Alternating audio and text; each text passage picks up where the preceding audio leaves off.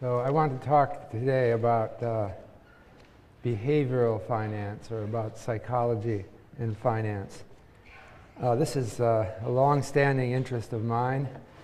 I've been involved with it for over 20 years. It's not really emphasized in your textbook. Fabozzi and his co-authors talk about a lot of things in the financial world, but not about the underlying human behavior. Behavioral finance, or behavioral economics more broadly, is a kind of revolution that has occurred in finance and economics over the last 20 or 30 years. And it remains somewhat controversial. I don't quite fully understand why it is that people polarize as much as they do, but some people don't like this. Other people, I think, we're coming along to be the majority, I think. People are now regarding behavioral finance as an important element of finance. And so the real problem is that people are complex, and our financial institutions, as I've emphasized, are designed for real people, and their functioning depends on the behavior of real people. And it's not as simple. You know, another revolution that's occurring parallel, of bigger significance, is a revolution in neuroscience about the human brain. And the human brain is a very complicated organ. And it's not. Economists have liked to invoke the principle of rationality as an underlying component of their theory, and that has been useful, but it's of limited use because people aren't rational. They're often rational, they're not completely rational. And very often people behave stupidly. I'll put it that way. That includes everyone, including me, because we're human and we have limits. And that encourages, one thing about the human species is that we are aware of other people's weaknesses and have an impulse to exploit them.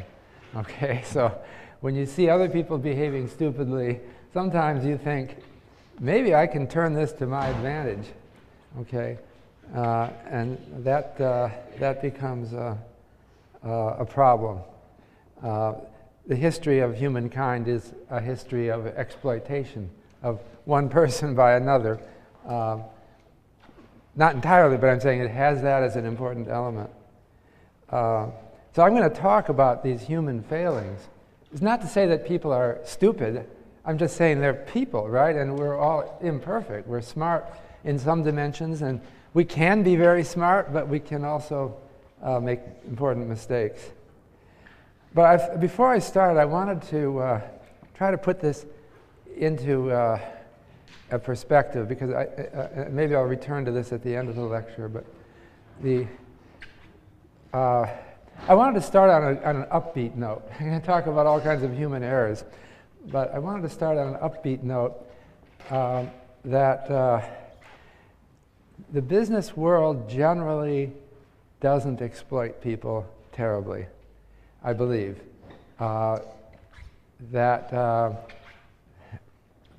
very characteristically successful businesses in finance and elsewhere consider their long-term advantage and the reputation they have. So doing something that is blatantly exploitative of human weaknesses will work against their long-term advantage. And so we don't see, you'll see a lot of human failings, but we don't see people cashing in on them as often as you'd think. And beyond that, I want to emphasize also that another aspect of human behavior is morality. Evolutionary biologists think that this evolved along with our other traits, that we have an impulse to be moral. And so in the long run, you might not really gain so much satisfaction from exploiting other people's mistakes. And so you don't necessarily do that. So that's why we'll have a lot of weaknesses outlined, and we won't see significant or serious exploitation of them as characteristic. Now, as you know, I have chapters from my forthcoming book assigned for this course, and I look back on what I put up for you to read, and I keep thinking, gee, this really wasn't ready. So I had a chapter for this section of the reading list about behavioral finance. And I thought, I didn't really get it right. I know what I was trying to say, but maybe I should. What I start out in that chapter is talking about Adam Smith, okay, and his book, The Theory of Moral Sentiments. Now, just to remind you, Adam Smith was a professor at, I guess, in Scotland, that in 1759, he was a professor of moral philosophy because there were no professors of economics in those days. And he wrote in 1759. Maybe I should write some of this on the board.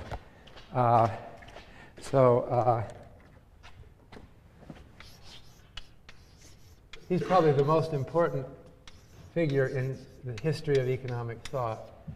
So in 1759, he wrote his Theory of Moral Sentiments, and in 1776, he wrote the more famous book, Wealth of Nations. So this is the Theory of Moral Sentiments.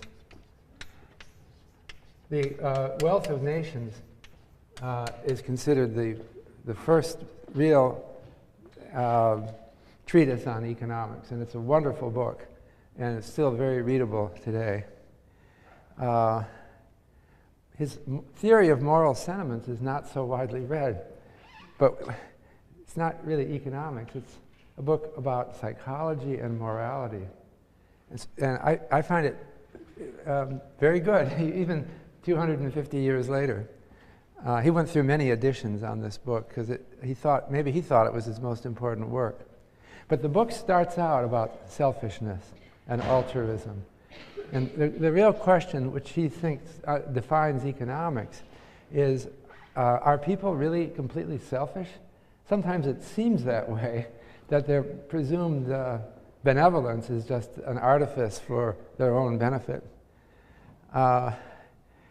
But he wonders, how does an economy work if everyone is totally selfish? And he ends up concluding that they're not. And I thought it was very interesting the way he put it.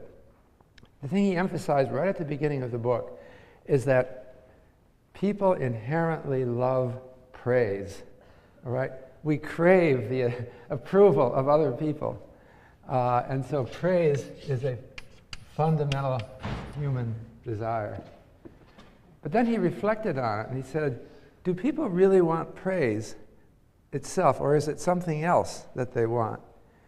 And he said that, well, think of it this way. Suppose people made a big mistake and thought that you had accomplished something, but there was a mix-up. You know, it was really somebody else who did it, not you.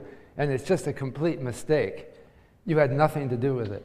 But you find lots of people praising you. Would that really be pleasurable? And suppose you even know that they'll never find out that I didn't do it.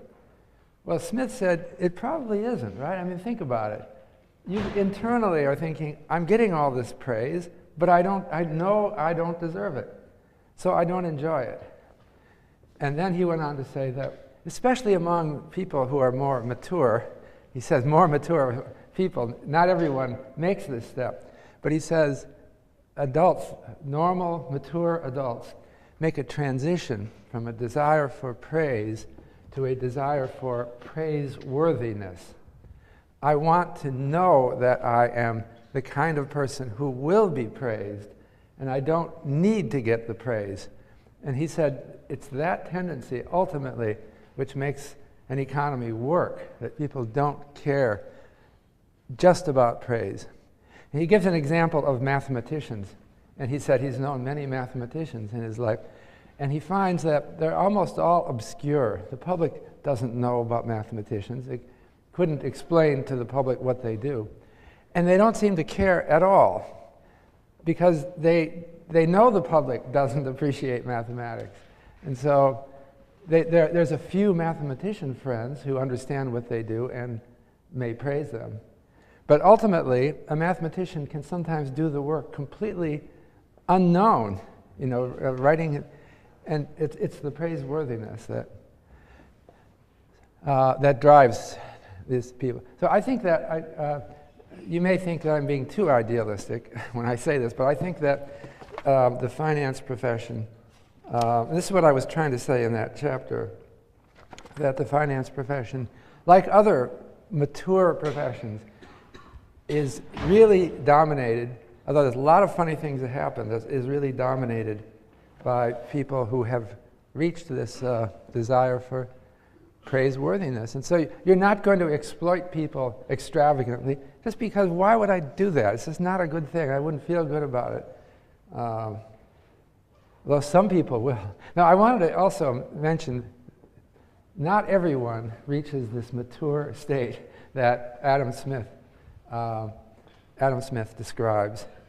And that's one of the complexities of human society. And I think that the finance profession has a problem with other kinds of people. Now, there's a whole branch of psychology called personality psychology that categorizes people by their personality. And we're not all the same. And in our society, we have many different kinds of personalities.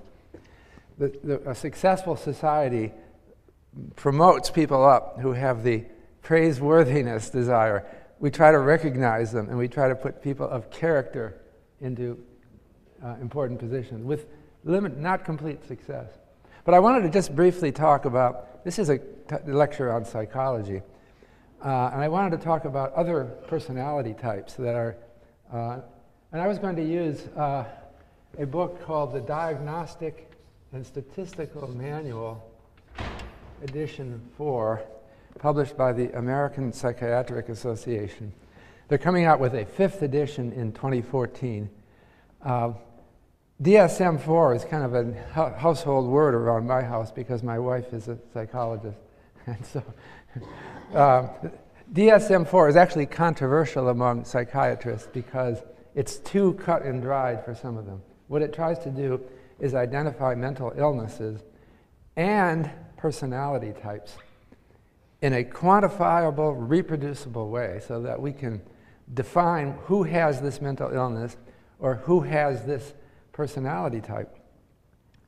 And so it gives you checklists, and it says, the patient must have exhibited at least 3 of the following 5 behaviors. And then there'll be another checklist. And so you keep score, and you can actually diagnose personality disorder. I'm just going to mention one. They have many personality disorders. One of them is called APD, called antisocial personality disorder. And so they have checklists, but just to give you a sense. And the antisocial personality disorder is called psychopathy, or one kind of APD is psychopathy. Another one is called sociopathy. And I don't know, there's a huge literature on these. But according to DSM-4, 3% of the male population in the world is APD, okay? And 1% of the female population. A simple definition for APD is a jerk, okay? But there are more male jerks than female jerks, apparently, according to this is all quantifiable and done. But what is an antisocial personality disorder? It has the following characteristics: lack of remorse, frequent lying, lack of empathy, superficial charm, shallowed emotions, distorted sense of self, constant search for new sensations. Have you met someone like that? You probably have. because that's 3% of the population. I'm not anti-male when I point out there are 3 times as many jerks among males as females. Females have characteristically different personality disorders, and you can look down the list. So it's much more than 3% of the population that would be diagnosed with one or the other.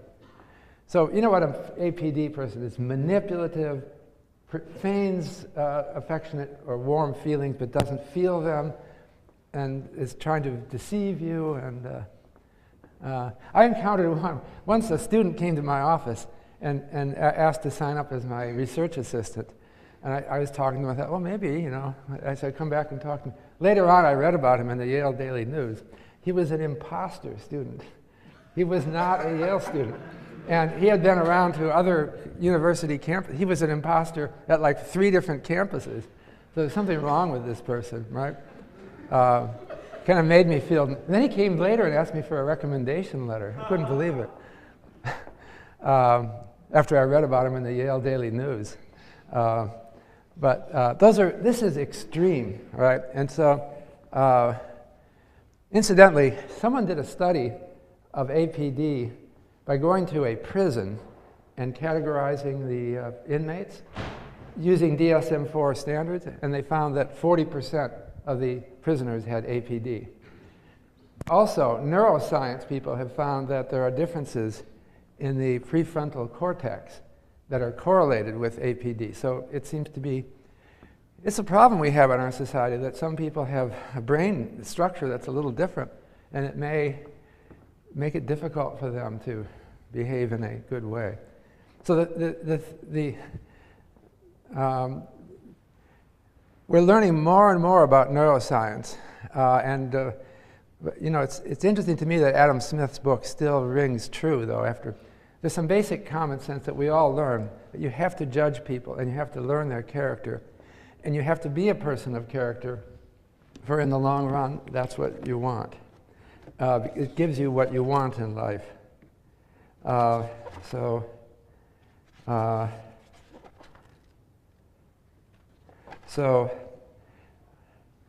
I'm going to talk about, I'm going to turn now to, another thing I want to say at the beginning is that people are manipulable, unfortunately true.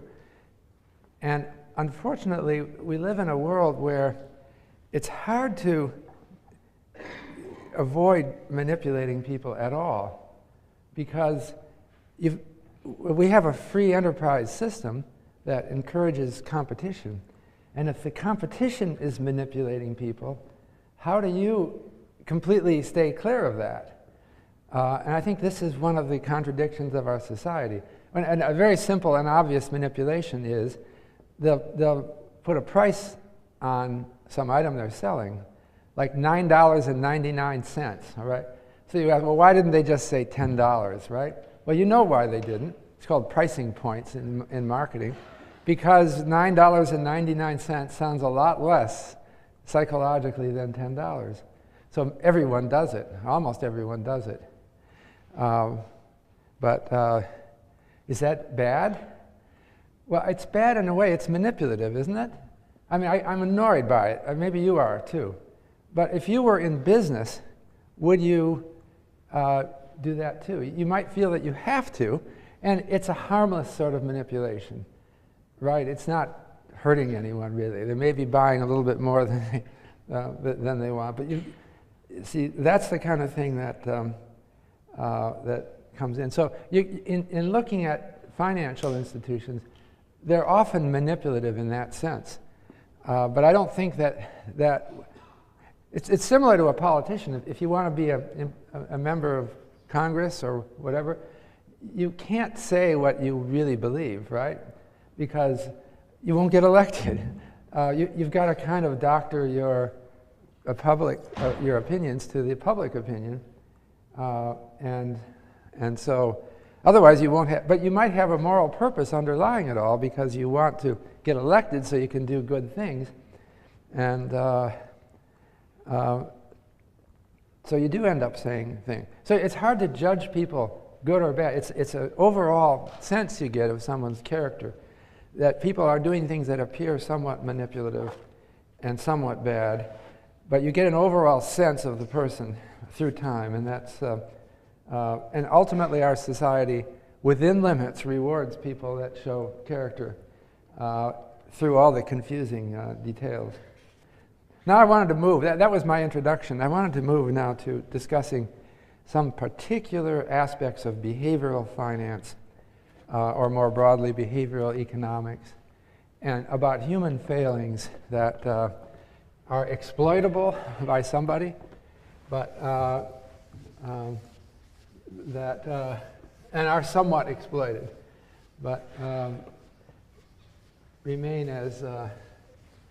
I wanted to start out with what's probably the most famous element of behavioral economics. It's prospect theory. And it was invented by two psychologists, Daniel Kahneman and Amos Tversky. And in the late 20th century.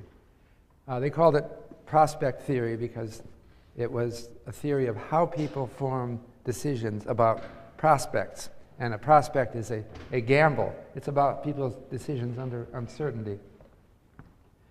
And in very simple terms, the prospect theory says, now there's a huge literature on this, so I'm trying to give you a very quick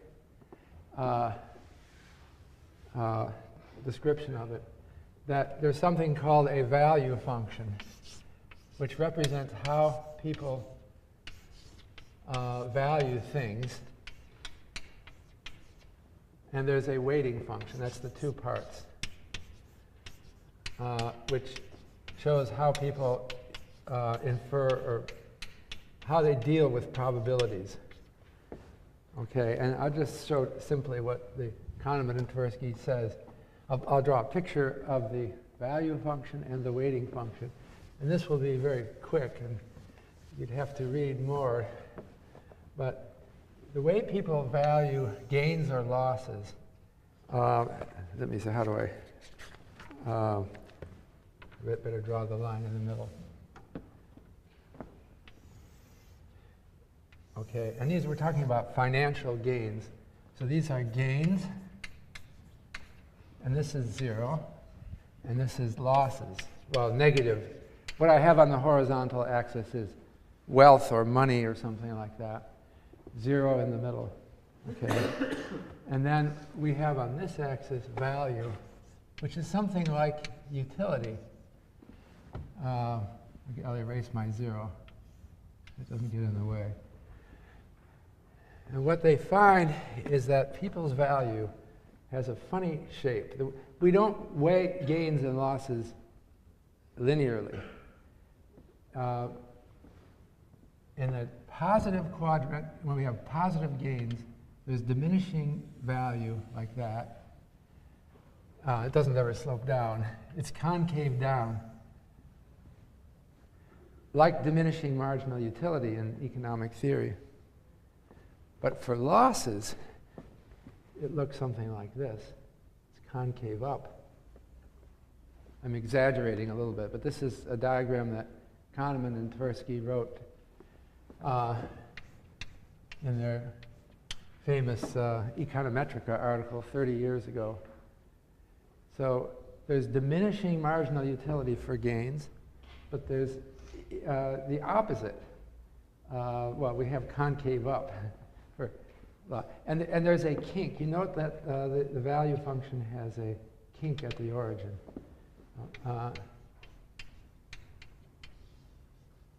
So what does this mean? It means, okay, first of all, this origin is from what point do I estimate gains and losses? That's called the reference point, and it's psychological. And it's subject to manipulation. The reference point is the 0 from which I measure things. The kink, so that first of all, the reference point is probably today's wealth, but it can be something else if people are manipulated.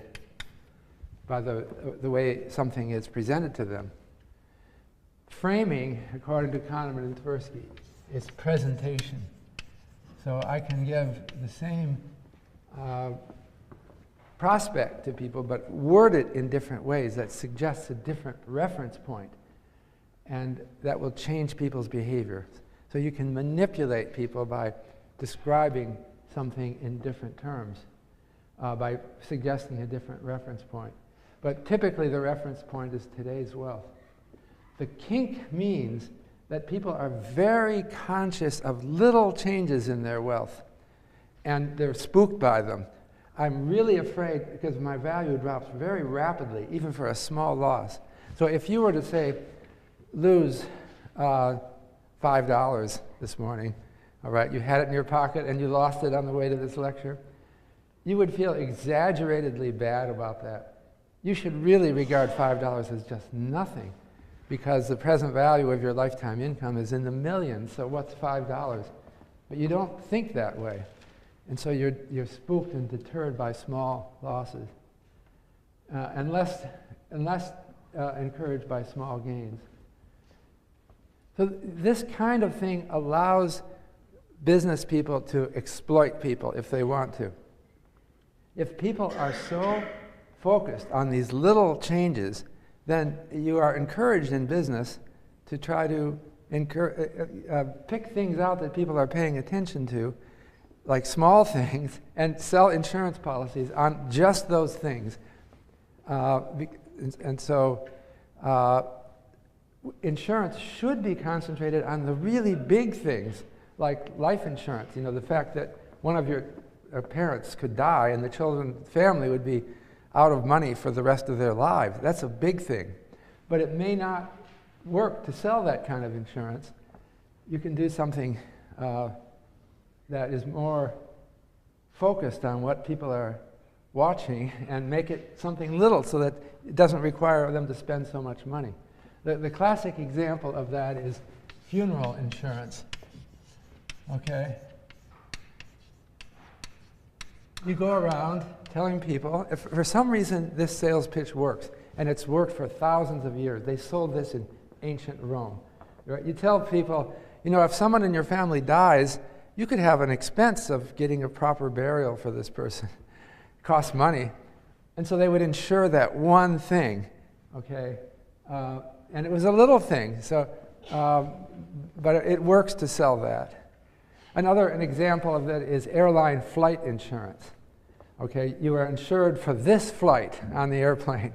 Okay, I heard an ad for funeral insurance recently. They're still doing this after 2,000 years because it still works, and it's manipulative. That's not what you should do for people. You should not pick out some little thing. Or they also have diamond ring insurance. After an engagement, some women will want to buy an insurance policy on the diamond because it can actually fall out of your ring and you lose it. But that's like, what is it, $5,000 something? It's not big, it's not essential. And if you're insuring that and not other things, you're making a mistake. But fortunately, the insurance industry is not it has come around to do things that they are doing things that matter and are big. And that's because this Kahneman-Tversky value function is it represents an error that people are prone to be making, but it's not total and not complete. And so ultimately, people don't go to insurance companies that manipulate them.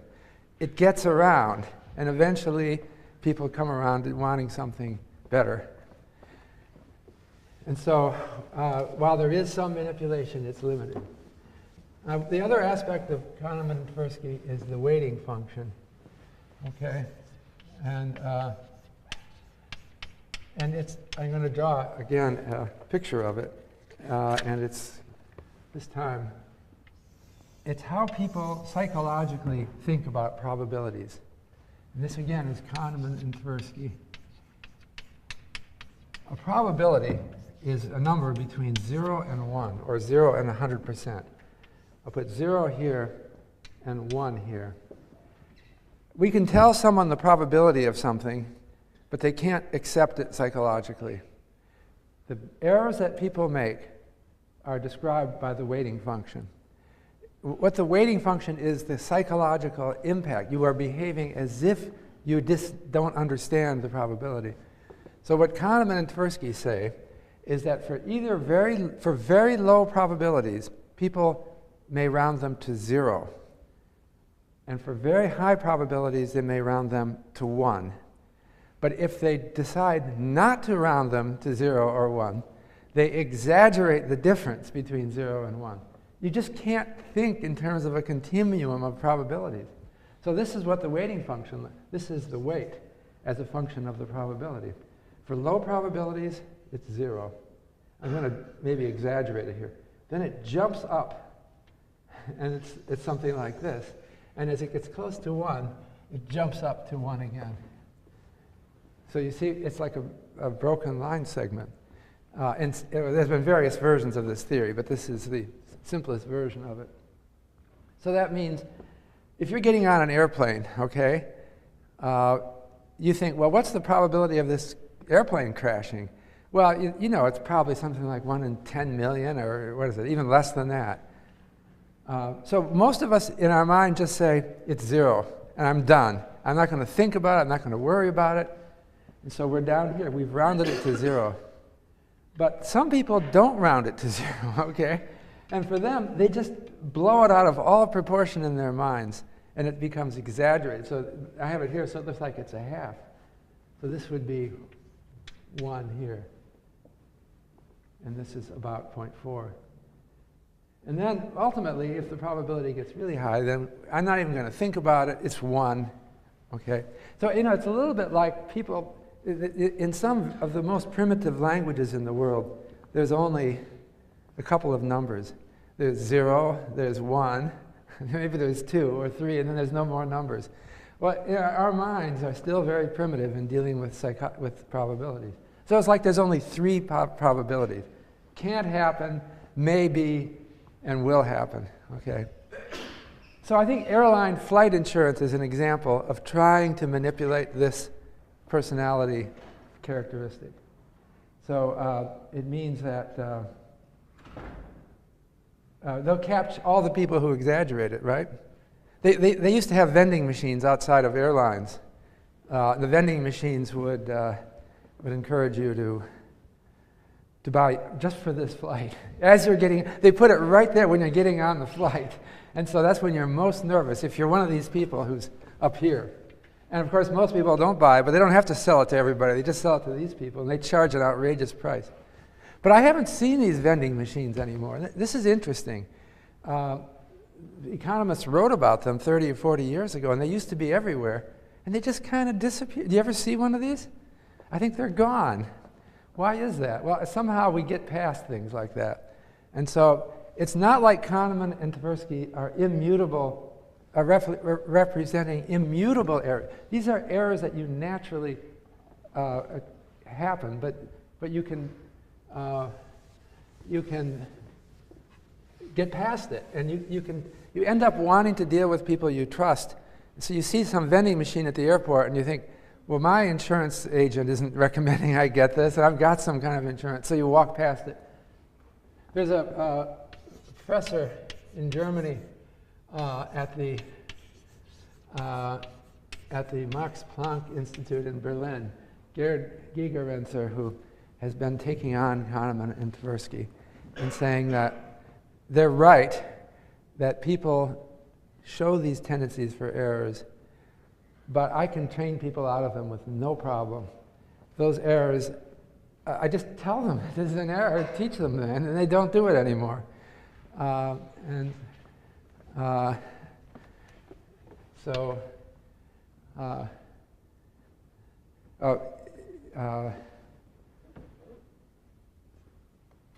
Gary Gorton just did a seminar here on errors that people make in financial.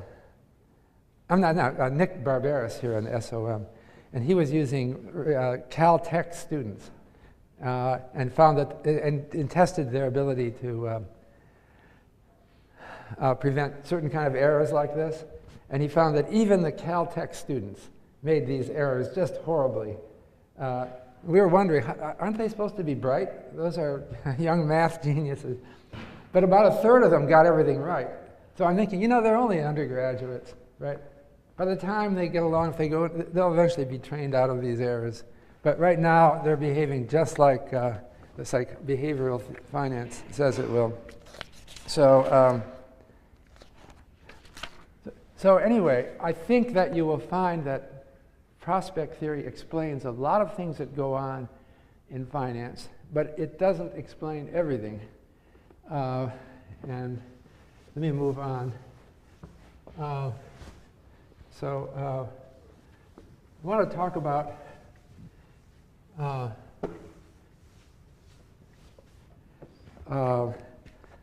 me see, what do I... Well, I have so many things to tell you about here, and I'm thinking about my time. It's a huge field, behavioral finance. Let me mention a few other things. Regret theory is a theory that it's kind of related to Kahneman and Tversky. It says that people fear the pain of regret. There's an old expression, I was kicking myself because I made some bad decision. Well, that's a painful experience. When you did something wrong, this is represented somewhat in the kink in the prospect theory value function. But regret theory says that there's actually a painful emotion that you're wired not to like to have made a mistake. And so then you end up designing your life around that and trying to avoid doing anything that you might regret later. And it can create problems. You may make bad decisions because you're overly worried about regret. Gambling behavior. Anthropologists have reported that gambling occurs in every human society. And so it's one of the human universals. Not that everyone does it, but in every society you'll find people that do it. I have a 1974 study. I found that 61% of US adults actually gambled at least once for money in that year. I bet it has gone up. There's more opportunities for gambling, and it's gone up. 1.1% of men are compulsive gamblers, and 0.5% of women. This is another male trait. Somehow men are more vulnerable to compulsive gambling than women, but it's only a factor of 2 to 1. But it's an addiction that happens that distorts people's thinking. And it's such an addiction that we have an organization called Gamblers Anonymous that helps people with this. It ruins people's lives. People end up getting a divorce because you can't stay with someone, married to someone who is squandering the family money. They do it. They end up sneaking around to gamble, like drinkers sneak around for the next drink. It's gambling behavior is it seems to be associated psychologically with a self-image, a sense of who I am and why I'm an important and good person, a sense of competence. Most gamblers do things that they think are revealing of their competence, and they tend to pick a certain form of gambling that they become psychologically identified with, and they avoid any other form of gambling. Gambling behavior is part of what goes on in the stock market. Certain people who have a personality which makes them particularly interested in gambling find that a life in finance can give them the kind of stimulation. Gambling behavior, by the way, is almost like a drug addiction in a sense, that people who are depressed may go to a gambling casino as a way of getting themselves out of the depression. And they say that when they walk into the casino, suddenly my troubles are gone. I feel invigorated and alive. Almost like it creates a hormonal difference in them that they seek, and it's almost like injecting yourself with something. So it's a very hard thing to conquer. I mentioned before how when the New York State in 1811 created the first corporate law that produced a lot of questionable companies, people then said, this is just gambling. It's bad. But the other side of it is that the same gambling behavior, it's not usually a pathology. It's an aspect of human sensation-seeking, of various aspects of our psychology that drive us. What the stock market is, in some sense, is a way of channeling this kind of behavior into something productive instead of just a game. And so they make it very clear in the stock markets of the world, this is about business and this is productive. The same emotional patterns that created gambling behavior as a human universal underlie this is not abnormal, it's most people, underlie traits that work out well. Okay, the next major thing I wanted to talk about is overconfidence. Psychologists have found that there's a human tendency to overestimate one's own abilities, okay? We all think, not all of us, most of us think we're above average. Some of us think we're way above average. And this tendency has been revealed in a number of experiments. I thought I would try one on you. I don't know if it will work. I'll try it on this class. If you will participate in this experiment by a show of hands, I'm going to ask you, I have 3 questions here. And I want to ask you to write down a 90% confidence interval.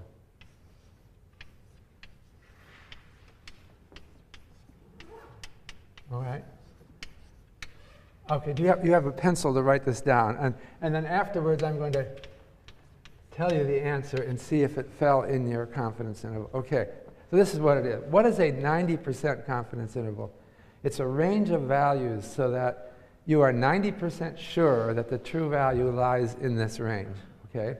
So if I asked you for what is the population of New Haven, you might say 90% confidence interval, that's between 50,000 and 150,000. That means you're 90% sure that the population falls in that range.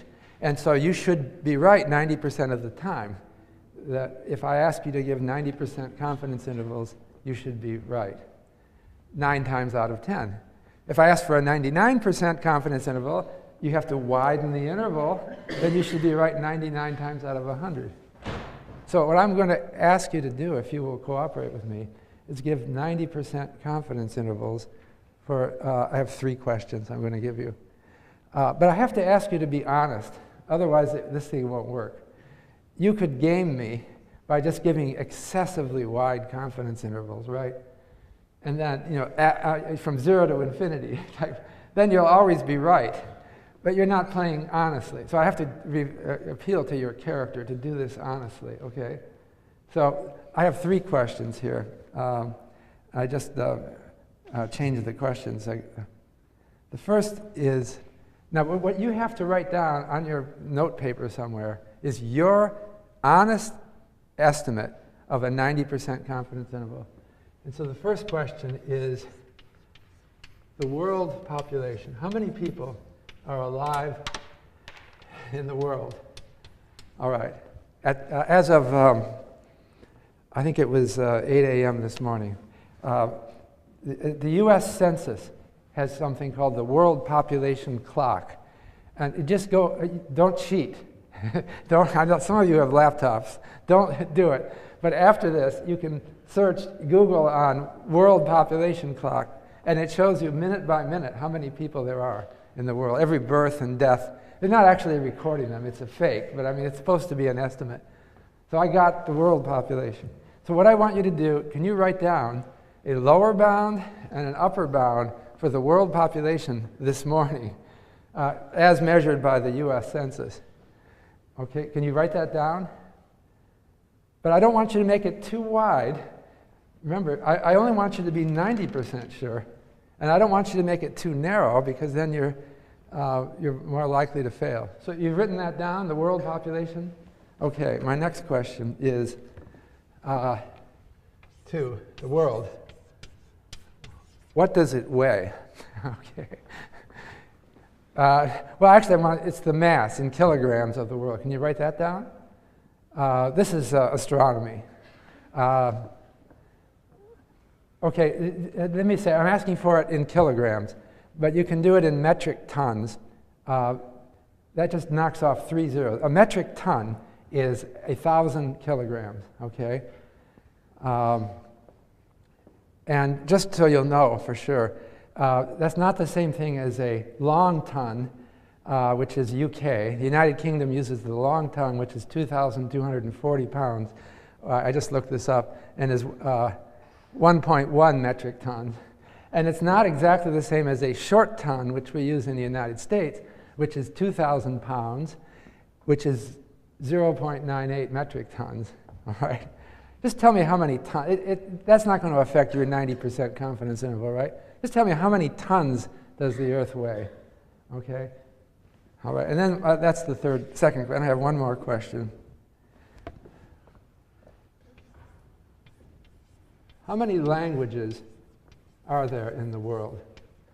Okay, now I know, because you might complain, this is a matter of definition because sometimes two dialects might be considered a separate language. Well, I'm asking you to give me the number. The World Authority on Languages is an organization that has a website called ethnologue.com. And if you go to that website, they're always discovering new language. They keep track of it. New languages keep getting discovered because, you know, some guy is hiking out in Siberia and they go to this little village and say, hey, these people are speaking a language that would never been documented before. So it's this process of learning languages. They also keep dying out because they're just elderly people in this village, and when they die, you know this language is going to die with them. So anyway, the question is, I want your 90% confidence interval for the number of languages as defined by ethnologue.com. Okay, you have to guess how they define a language. But you have an idea more or less what a language is, right? It's more than a dialect because they can still understand each other if they speak different dialects. We're talking about really different languages. Okay, have you written down 3 confidence intervals? Okay, so I'm going to write down the answers, and I hope this works.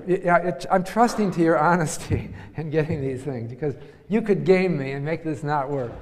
But give me your honest So I'm going to write down the correct answer. So the world population, as of 8 a.m. this morning, was 6,901,330,581. Okay. Now, can I get a show of hands?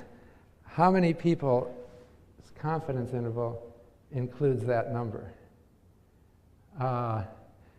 Okay, does someone tell me what percent that is? That is not 90%. You're doing pretty well, though. What do you think, Oliver? 80. You think it's 80?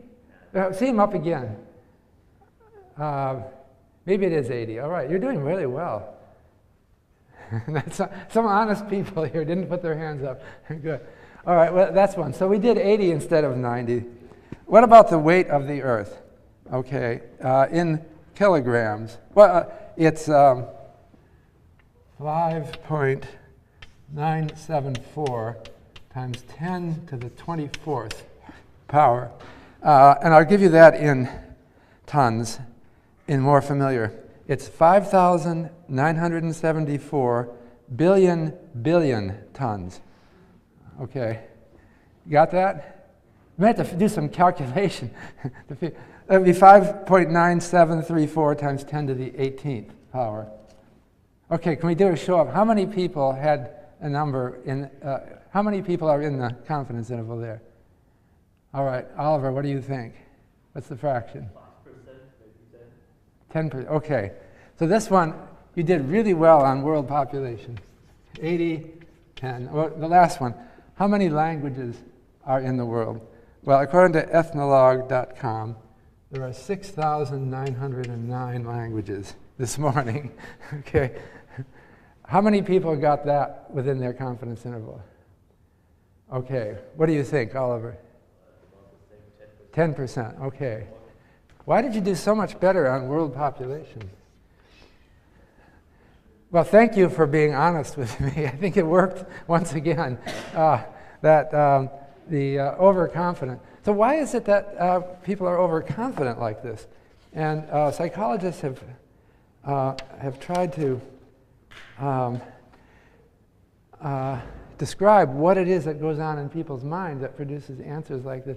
One of them is that people seem to have a sense that they understand the world more than they really do. It's an illusion. Actually, the world is just infinitely complicated, and there are so many surprises. You have when you think about a question like this, there's many different perspectives that you can take. And if you thought more about it, your imagination might help you to widen your confidence interval. But you can't think of all the perspectives at once. And so you tend to gravitate to the first one that comes to mind, and it gives you an underestimate of the confidence of the. That is overconfidence. By the way, I think it's a little bit higher in males than females. I didn't do a separate male-female count, but females are definitely overconfident. That's a so-called macho personality that's supremely overconfident, that's not in DSM-4, but I don't think it is, but it is more common among males. But it's really everyone is overconfident, so it's not, there's no important sex difference here. Incidentally, I think that overconfidence, and this is an important phenomenon, it goes beyond yourself. It extends to your friends. And you exaggerate. There's a tendency for people to think that I have very smart friends, okay? I was reflecting the other day, when I was an undergraduate at University of Michigan, I was in the honors program, and we thought we were pretty smart. And I had a number of young people that I just imagined were heading toward careers, really great careers. There was one student that we called Young Jack Kennedy, because this was some years ago. Jack Kennedy was president of the United States. We thought he was a genius. That was probably wrong too, right? None of these people are geniuses. I was thinking that most of my friends ended up in very, good careers, but nothing that you would think was spectacular. I had one friend as an undergrad who I thought was a genius, and his name was Bruce Wasserstein. Anyone ever heard of him? Maybe not. Well, see, that's it. But he founded his own investment bank called Wasserstein Perella, became really rich, and then he bought interest in Lazard Frères, the French investment bank. And he was a real big shot on Wall Street. I met him again about 10 years ago. And then he died. God, he had a heart attack and died. So I know his whole life. I saw him when he was 18. And I've watched his whole life, and it's now history. It's kind of scary. But I remember thinking he was a genius as an undergrad. But I was wondering, what was wrong with my judgment? Why did I see so many other geniuses? And I thought now that I think back on it, he had a sort of real-world common sense that amazed me. He just knew things that, it wasn't fake knowledge. He seemed to know how things worked. So I guess I was right about one of them. But not enough that none of you have heard of him, right? Anyway, he has an investment bank named after him, right? You should have heard of him, but maybe not. But anyway, this thing affects people's thinking too. I think that we tend to think that the head of state who's running, the head of our central bank is a genius. And this really clouds our thinking. It's not just confident. It's like our ego extends to the other people that we associate with ourselves.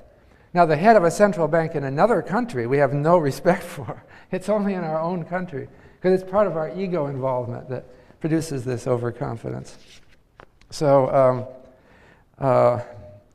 this produces a lot, this tendency for overconfidence produces a lot of anomalies and opportunities for manipulation. So, for example, Rakesh Khurana who is a professor at the Harvard Business School, has written a book called Search for the Charismatic CEO. And he claims that there's a tendency for people to think that CEOs are geniuses, or that at least the one that we found is a genius. And companies then seek out a genius CEO to put in charge of the company as a kind of manipulation of the stock market. They think if we got some guy who's run other companies successfully in the past, he must be a genius. Put him in our company, our stock price will go up. Then we can sell our we can exercise our options and make a lot of money by putting in this fake genius. And Karana says, well, there are some people who are maybe geniuses at management, but most of the time they're just lucky. And we tend to develop overconfidence. And then what happens, according to Karana, is you put in some guy who turned around some company spectacularly, supposedly. You bring him in to run a new company, and he doesn't know anything about this new company, right? But he has to justify himself. So he lays off a lot of people and shuffles things around and just destroys everything in the company and ruins things. This is related to another author that I recommend. I mentioned him before, I think. Nassim Taleb wrote a book called Fooled by Randomness that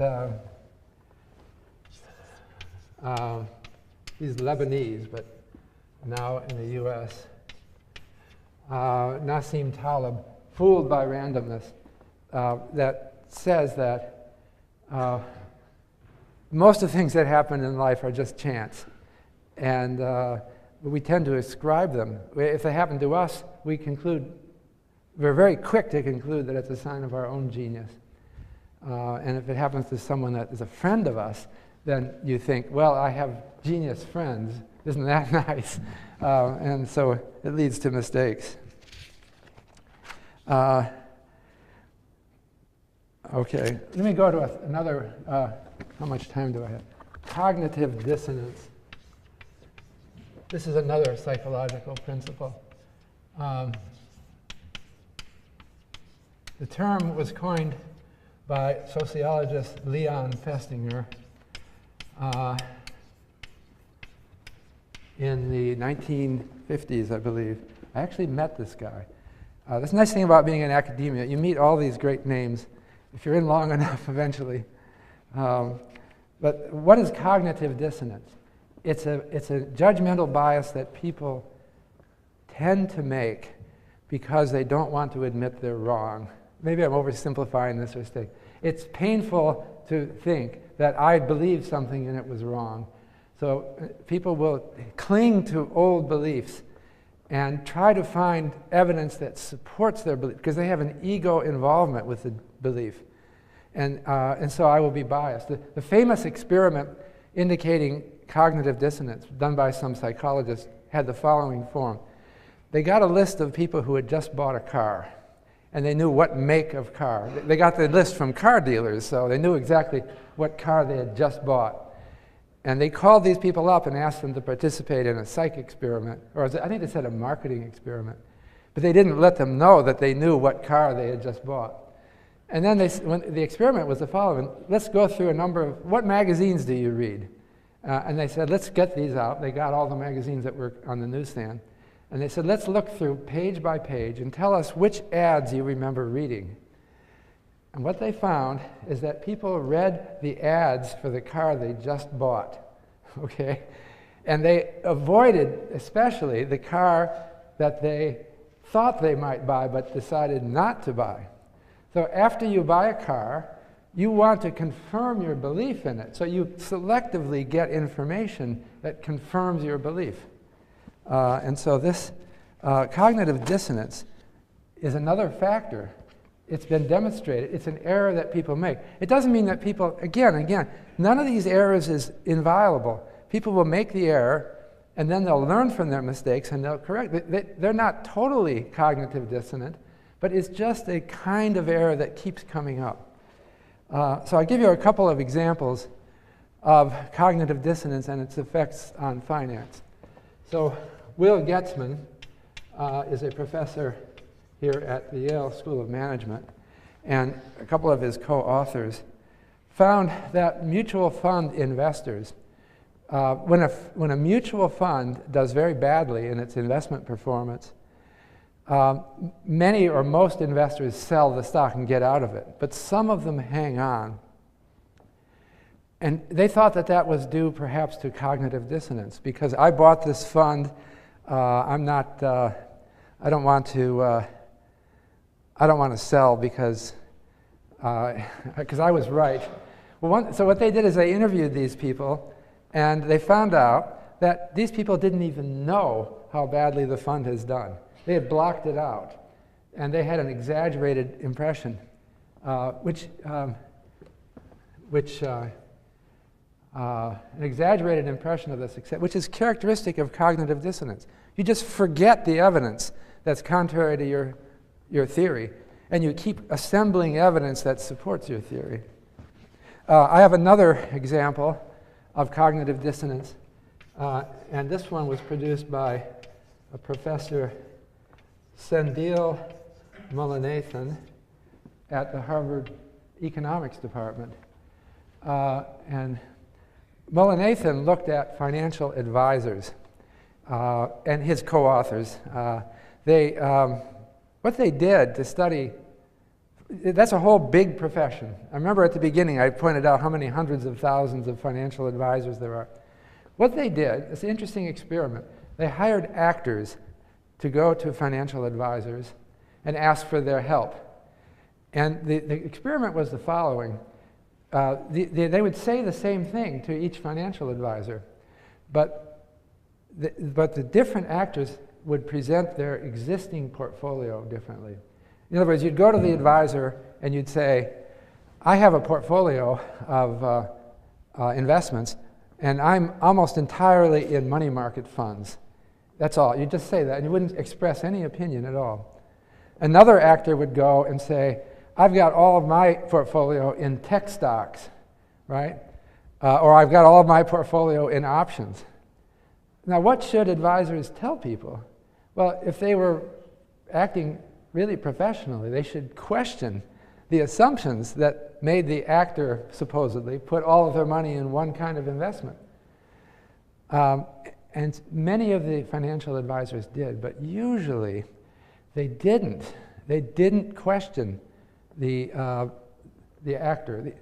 They assumed that the actor was who had put supposedly all of the investments in money market funds was someone who was very risk averse or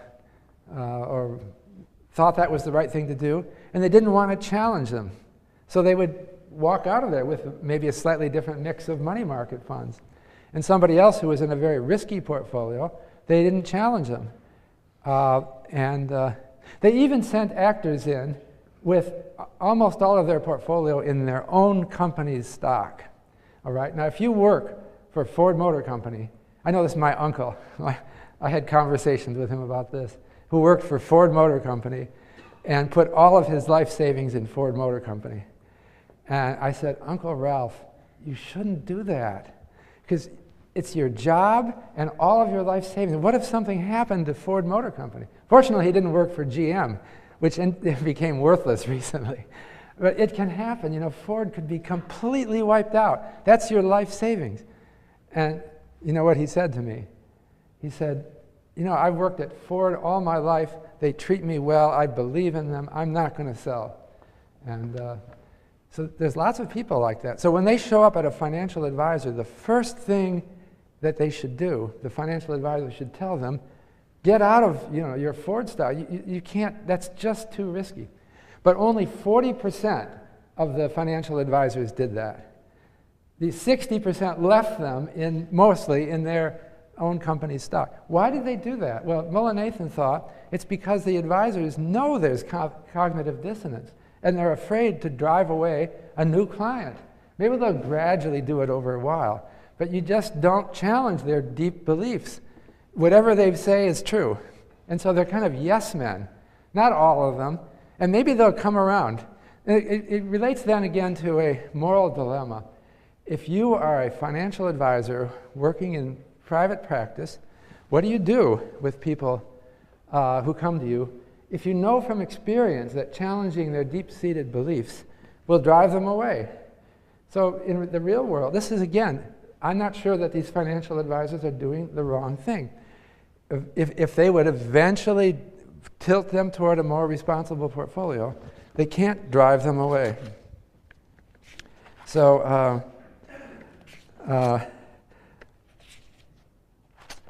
let me, I have so many of it. Let me list some of the others and move on.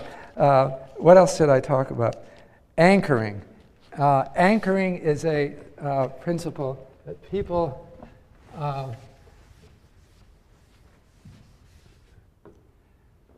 anchoring refers to a tendency to anchor your opinions on something that captures your attention. The famous anchoring experiment by, it was again Kahneman and Tversky. They asked, I could almost do this experiment here in class with you if I had a wheel of fortune. A wheel of fortune is like on a game show. You spin the wheel, and it comes up with a number between 0 and 100 in this particular wheel of fortune. So this is the experiment. They asked their subjects, how many people, it had to be something that had an answer from 0 to 100. One of their questions was, how many nations in the world belong to the United Nations? Okay? So they asked the question, they said, don't answer me just yet. Think about that question. What percent of nations in the world belong to the United Nations? Then they spun the wheel, and it came up and it showed a random number. And then they asked people for the answer. Well, it turns out that people tended to give an answer close to the number that just came up on the wheel. This is totally irrational, right? That wheel has nothing to do with the answer, and yet people were influenced by it. So then they would follow up and ask them, hey, that number you gave is the same as the way it just came up on the wheel, or it's close to it. Why did you do that? The guy would say, just coincidence. I wasn't influenced by the wheel. Of course not. But you know they were, because statistically they proved that they were. So anchoring means that people are attracted to, they're affected by subconscious things that, I shouldn't say subconscious. They didn't make a logical connection. When you face real ambiguity and you don't know the answer, you've got to come up with a decision. You are swayed by the most silly and random things. There's the representativeness heuristic. This is also Kahneman and Tversky. And that is that people overemphasize certain patterns that they think are representative of what they've seen before. So, for example, certain patterns in the stock market that may be very rare and unusual, but if they remember it, if it somehow attracted their attention, they begin to look for that pattern again and again, and they see it too often. So, for example, head and shoulders, we talked about that McGee the technical analyst, he saw the head and shoulders pattern in the stock market, and he saw that it crashed after that. But actually, it's pretty hard to find those. They're kind of rare. And it's not the right way to process data to be looking for patterns that are representative. And it invites manipulation. So I'll give you some other bad behavior. If people believe in the head and shoulders, if they believe that the head and shoulders pattern of stock price movements predicts a decline, here's what I can do. I'll take some thinly traded stock, I'll get a friend, we'll trade back and forth, and we'll influence the price to we'll deliberately create a head and shoulders pattern, okay? And then we'll short the stock massively, right at the time when the head and shoulders pattern would give a sell signal, right? We can make tons of money doing that. Right? So why don't we do that? Well, we don't because it's a manipulation. Is this thing off? The battery just died. I'll talk loud because I'm coming to the end. Can you hear me through louder talking?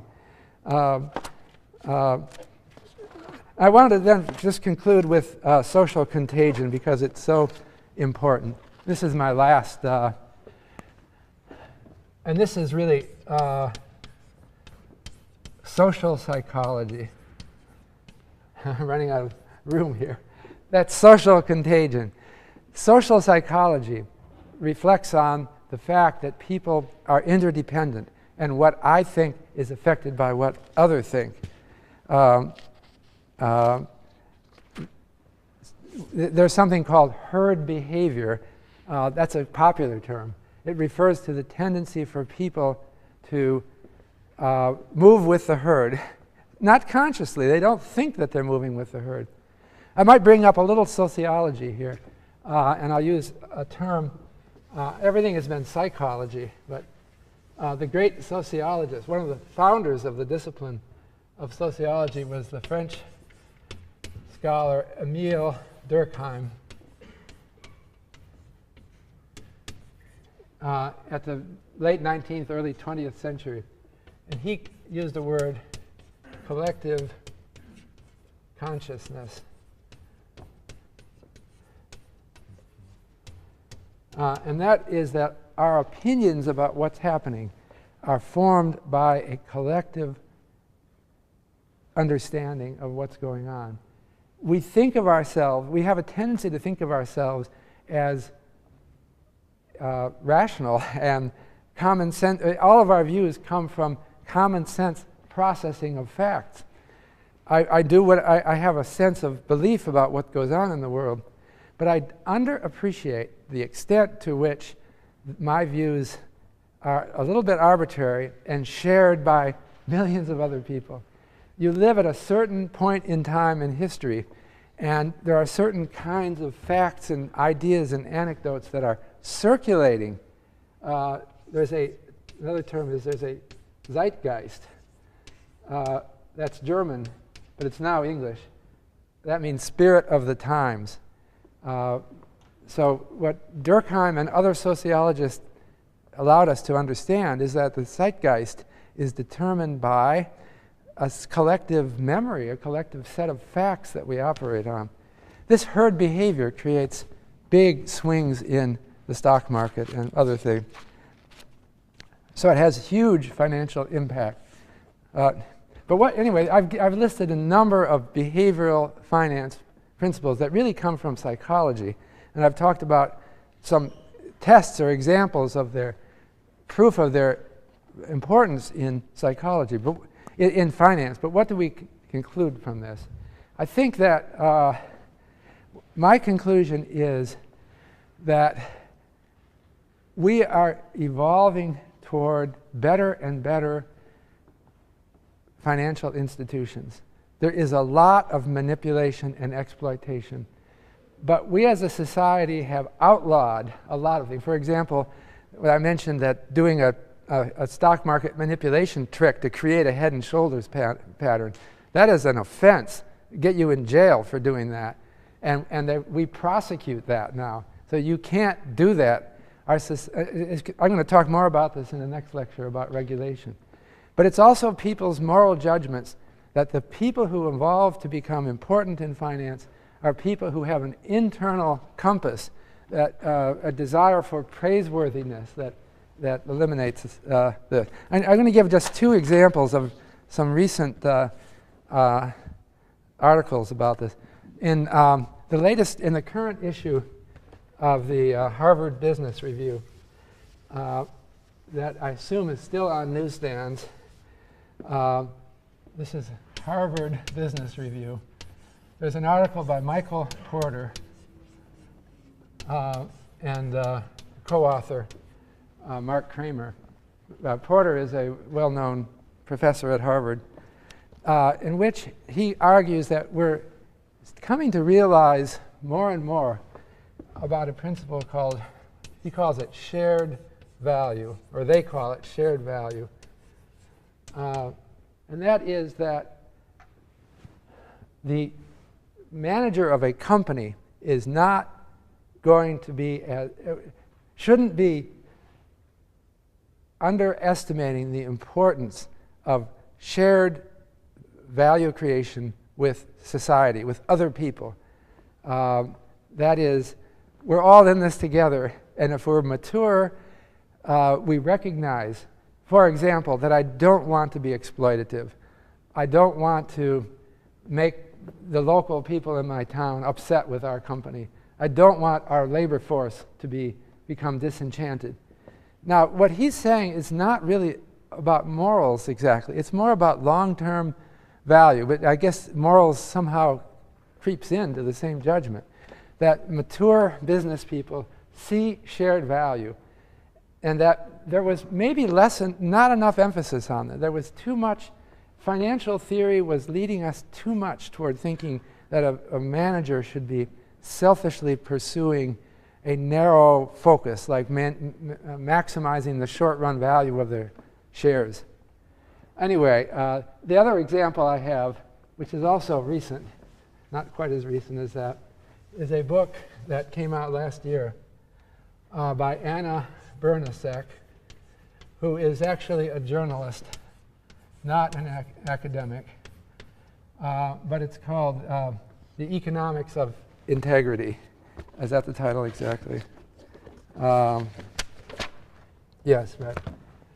Economics of Integrity. And that means, what her point in that book is that a sense of personal integrity has dominated what people do in the business world much more than we thought recently. There has been too much disregard of the fact that people do things because they're right. Well, she gives an example in the book, and I'll close with this concept. She said, let's consider milk, okay? Now, you drink milk regularly, I hope. It's good for you. But it could poison you. People used to get sick from drinking contaminated milk. And you don't ever hear of anyone getting sick. So she says, why is that? Well, we have government regulation of milk production. And there are laws about purity of milk. But when she looked into it and found that actually she didn't think it was mostly the regulation. She thought that you are safe drinking milk because of the integrity of our people, mostly. That if you go to some milk company and talk to the employees, they may not generally even know about the regulations. But if you ask them, they'll tell you, I mean, are you careful to keep this milk clean? They'll tell you, well, someone's going to drink this, so obviously it's common sense, I'll keep it clean. And what she says, it's not primarily the regulation, it's the integrity of the people that makes the economic system work as well as it has. So anyway, I've emphasized both sides. I've talked about human failings and about people exploiting these failings, about people with antisocial personalities. But we have a system that somehow eliminates this from being the major factor in our markets.